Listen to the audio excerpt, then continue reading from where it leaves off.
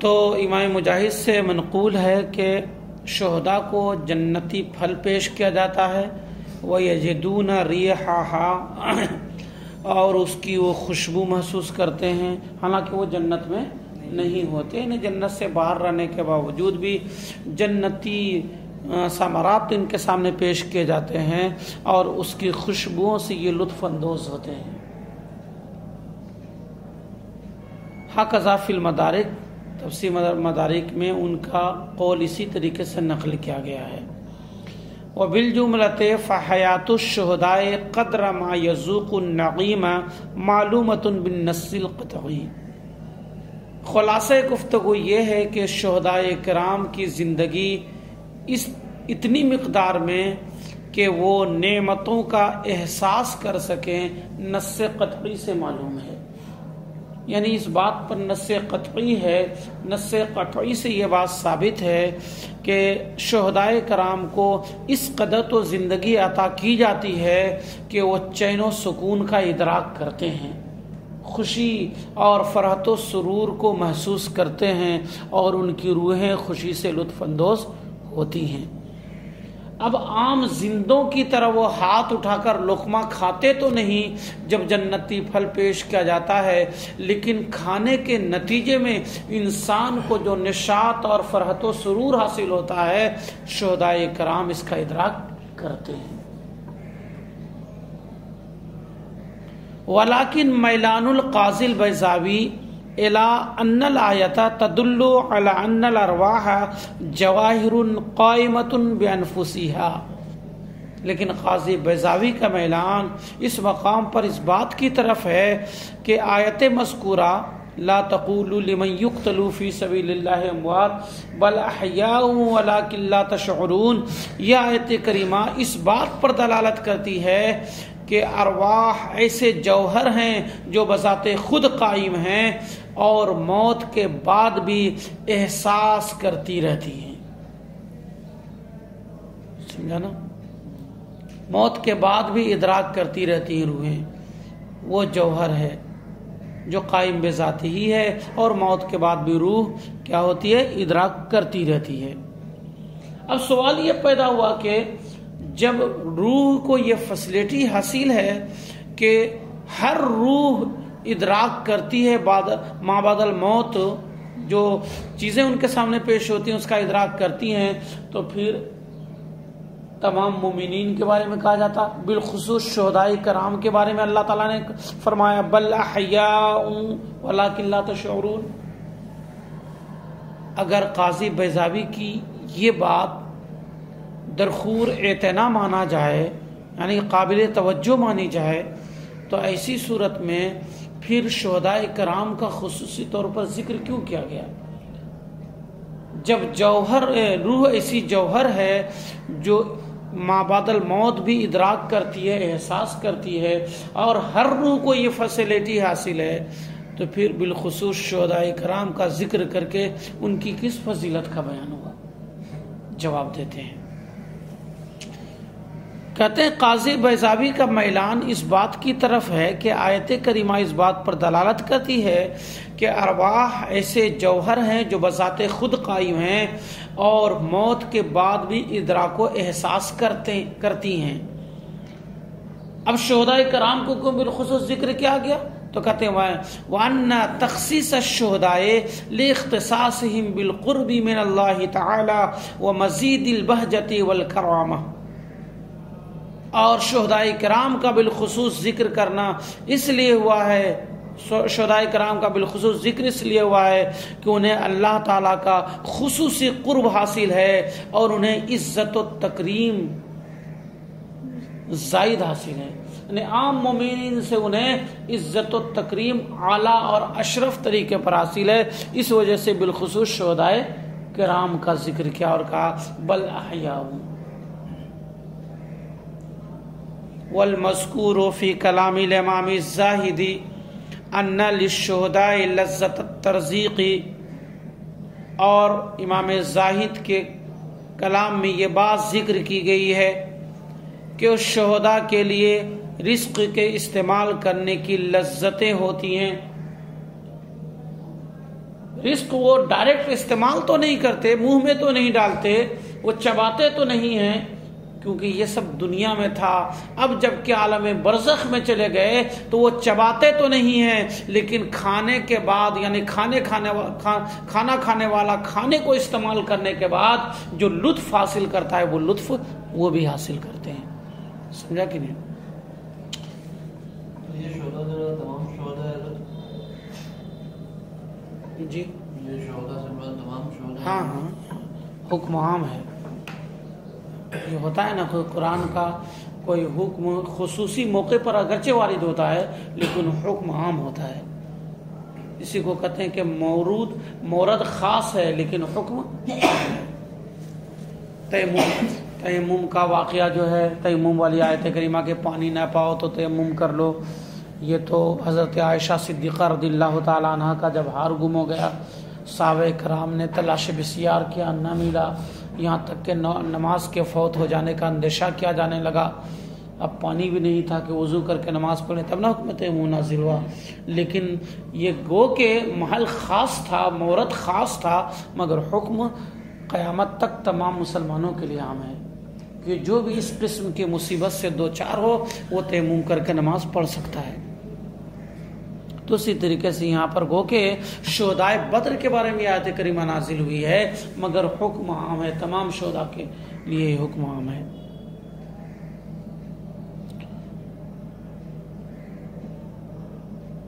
کہتے ہیں کہ امام زاہد کے کلام میں یہ بات ذکر کی گئی ہے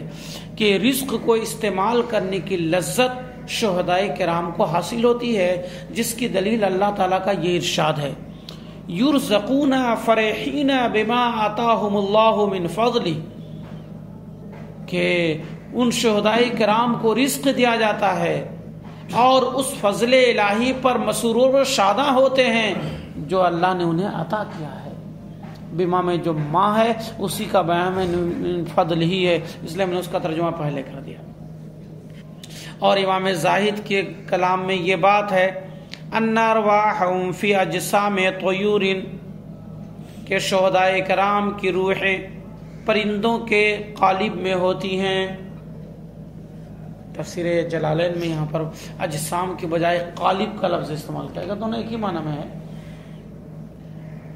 پرندوں کی شکل میں، یعنی اللہ تبارک و تعالی شہداء کرام کی روحوں کو پرندے کے پرتیمہ میں ڈال دیتا ہے،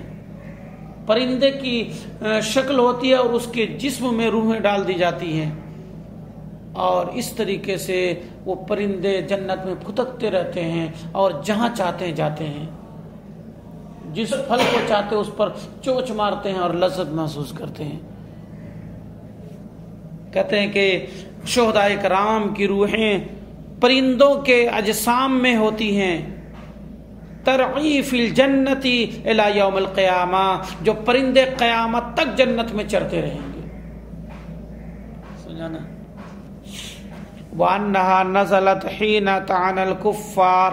علی الصحابۃ رضوان اللہ تعالی علیہم اجمعین بانہم ماتوا ولم ینالوا لذۃ الدنیا۔ جنگ بدر میں گو کہ مسلمانوں کو فتح عظیم حاصل ہوئی تھی،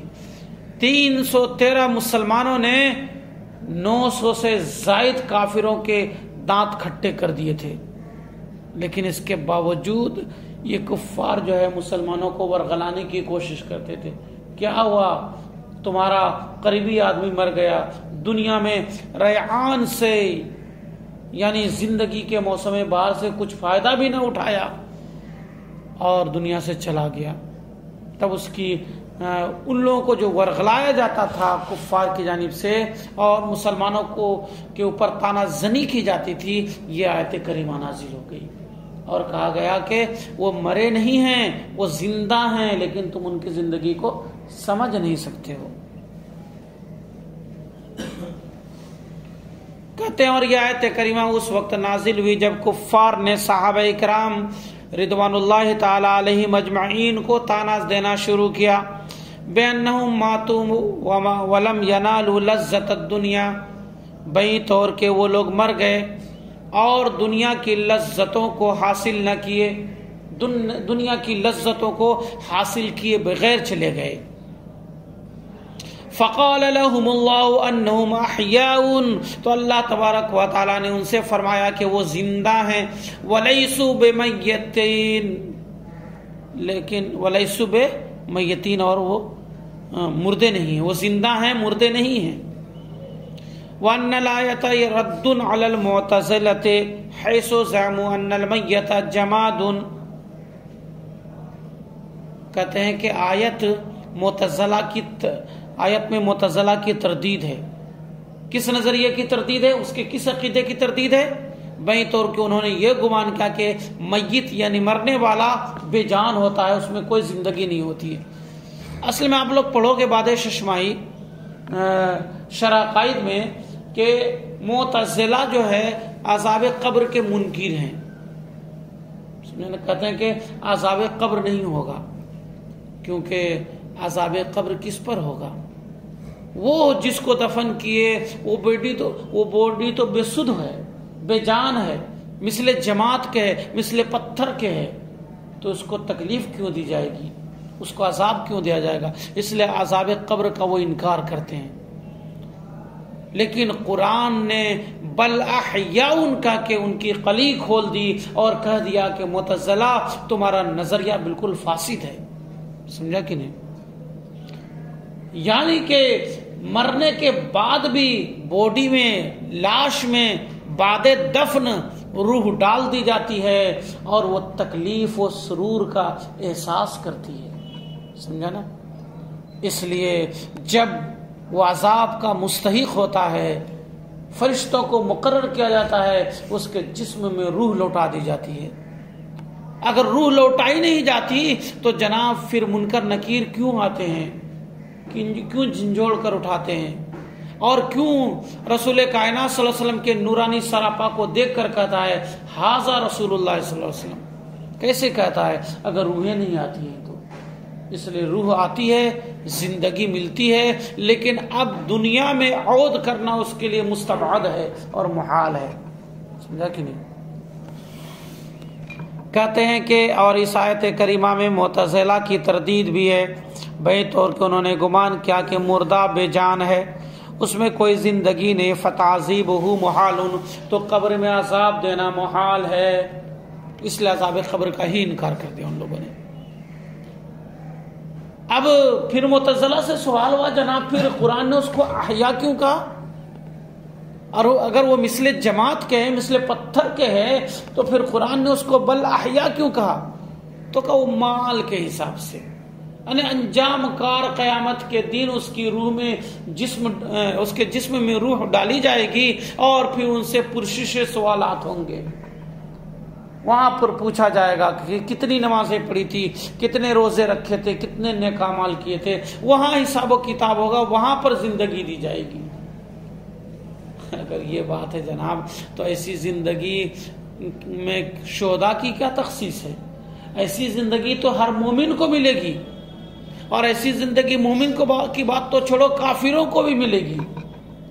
تبھی اس سے بھی پوچھا جائے گا کہ کتنی مرتبہ لات منات عزا اور حبول کے سامنے سر ٹیکتے تھے غیر اللہ کو چھوڑ کر۔ کہتے ہیں کہ وَإِنَّمَا سَمَّاهُمْ، اب وہ لوگ اس سوال کا جواب دیتے ہیں وہ لوگ معتزلہ اپنی طرف سے کہ پھر ان کو زندہ کیوں کہا گیا قرآن میں؟ کہتے ہیں وَإِنَّمَا سَمَّاهُمْ أَحْيَاء،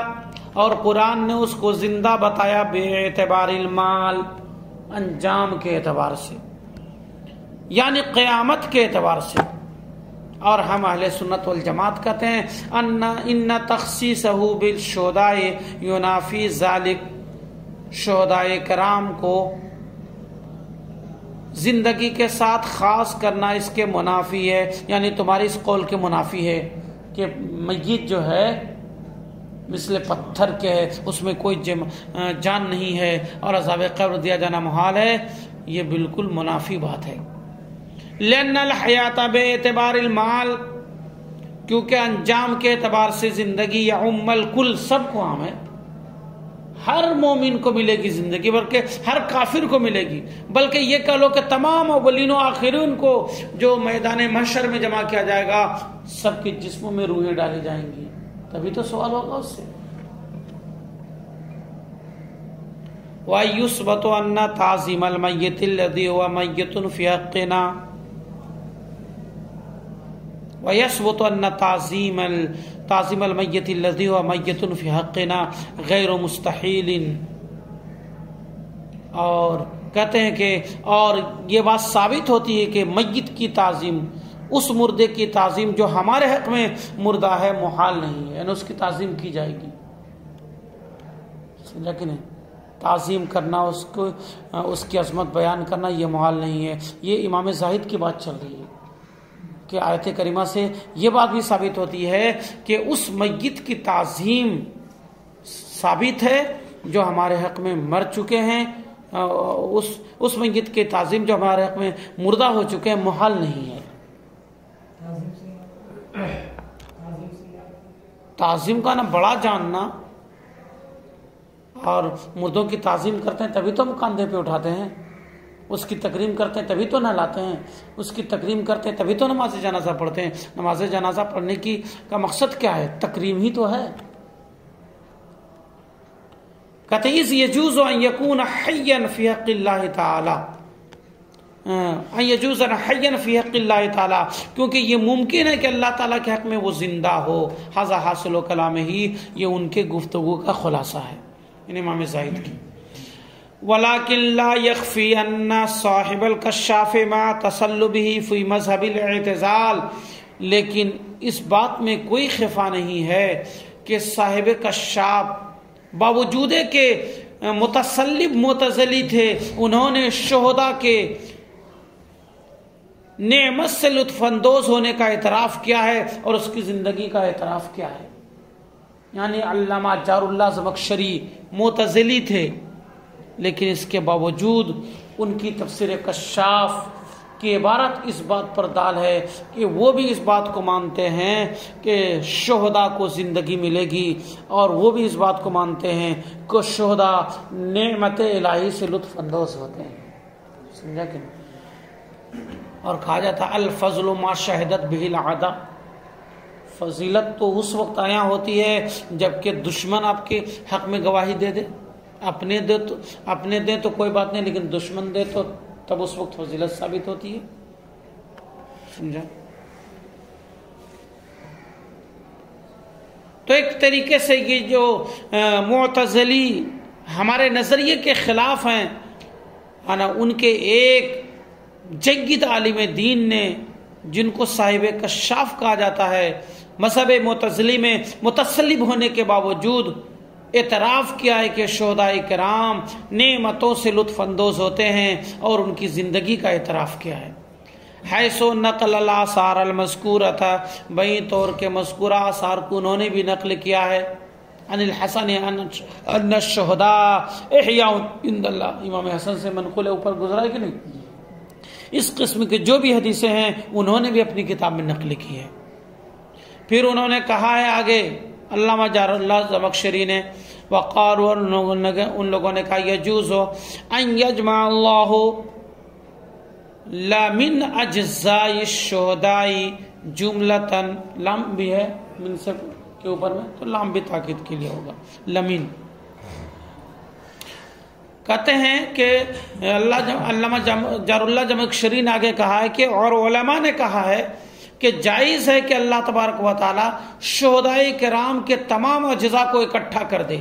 وَيُحْيِيهَا، اور اس میں زندگی عطا کر دے، وَتُوصَلُ إِلَيْهَا النَّعِيمُ، اور انہی اجزاء کی طرف نعمتوں کو پہنچایا جائے، وَإِنْ كَانَتْ فِي حَجْمِ الذَّرَّةِ، اگرچہ وہ ذرہ کے برابر ہو، ذرہ کے حجم میں ہو، یعنی اس کی لمبائی چوڑائی ایک ذرہ کے برابر ہو، اللہ تعالیٰ کی قدرت سے بعید نہیں کہ اس ذرے کے مثل میں روح کو لوٹا دے اور اس کو زندگی دے دے، جس سے وہ نعمتوں کا ادراک کر سکے۔ ھذا کلام ہو، یہ علامہ صاحب کی بات تھی۔ کہتے ہیں وَھذا کلام فی سورۃ المومن علی ما سیجیء دلیل علی حقیت عذاب القبر عنده، اور یہ ان کی گفتگو جو سورہ مومن میں ابھی آیا چاہتی ہے، دلیل ہے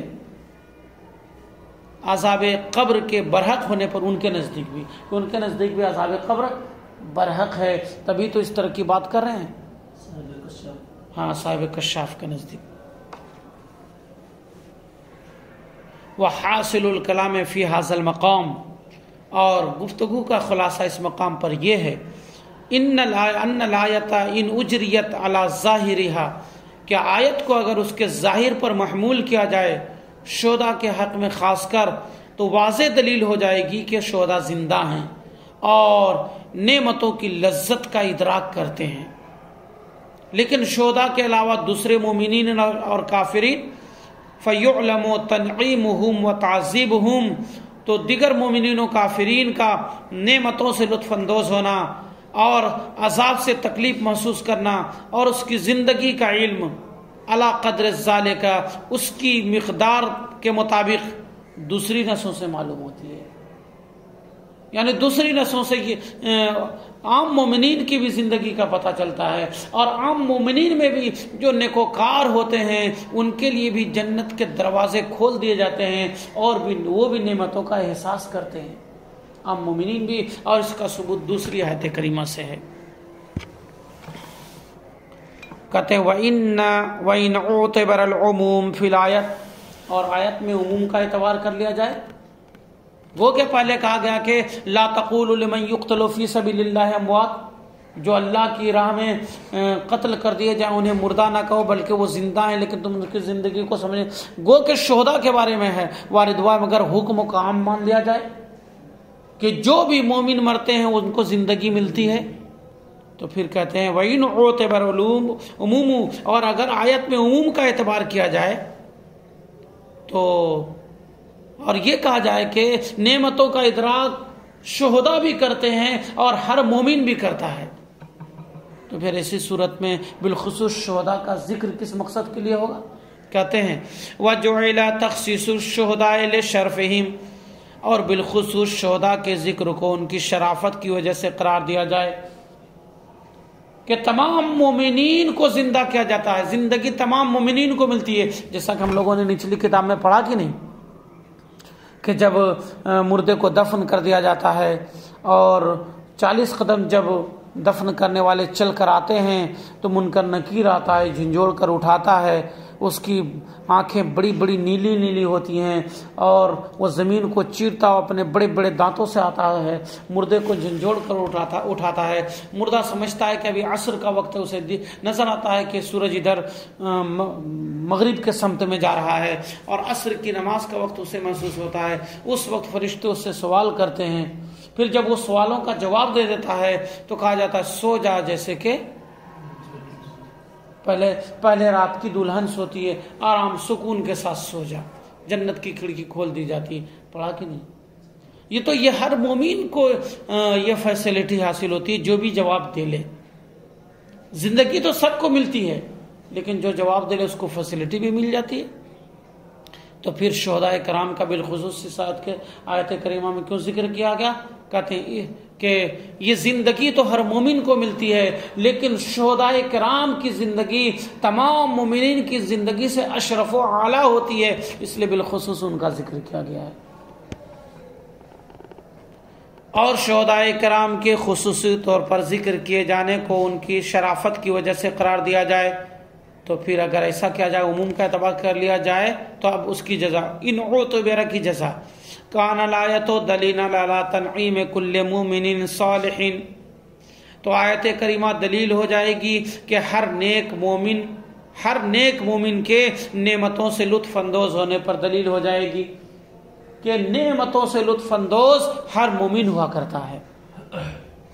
اور ہر مومن کی زندگی پر بھی دلیل ہو جائے گی۔ وَيُقَاسُ عَلَيْهِ الْكَافِرُ، اور اس پر کافر کا بھی قیاس کیا جائے گا، یعنی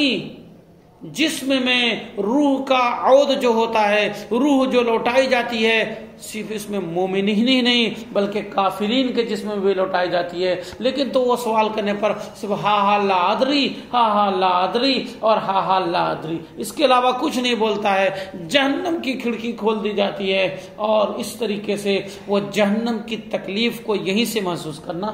شروع کر دیتا ہے، سمجھا نا؟ ولا خفا علی ذی عقل فضل و حیات الشہداء علی حیات سائر المسلمین. لیکن کہتے ہیں اس بات میں کوئی پوشیدگی نہیں ہے اہل عقل پر کہ تمام مومنین کی زندگی پر شہداء کی زندگی کو برتری حاصل ہے. یہاں تک کہ امام شافعی رحمۃ اللہ تعالی علیہ نے شہداء کی نماز جنازہ کو جائز قرار نہیں دیا ہے. امام شافعی کے نزدیک شہداء کو بغیر نماز جنازہ کے دفن کر دیا جائے گا،